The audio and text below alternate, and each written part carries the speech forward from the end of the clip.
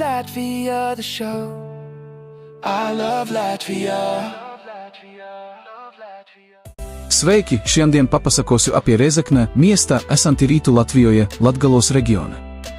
Tai vienas seniausių ir įdomiausių Latvijos miestų, pirmā kārtā paminētas dar 1285 metais. Rēzekne izsikūrusi ant 7 kalvu, operjateka Rēzeknes upe, kuri miestu suteikia jaukumo ir izšķirtini kraštovaizdī. Šiandien Rēzeknē gyvena apie 26 000 žmonių. Miestas yra svarbus kultūros ir švietimo centras Latgaloje. Viena žymiausių objektų – Latgalos ambasada Gors.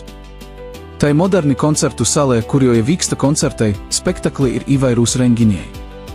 Ji laikoma vienu svarbiausių kultūros židinių visame reģione. Rēzekne tāpat garsēja savu istoriju.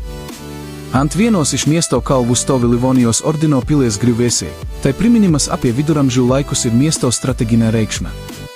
Šī vieta yra populiari tarp turistu ir vietinių gyventojų, nes no kalno atsiveria gražios miesto panoramos. Žymus žmonės ir Rēzeknes, Ilza Viņķele, Stanisava Daugjauna.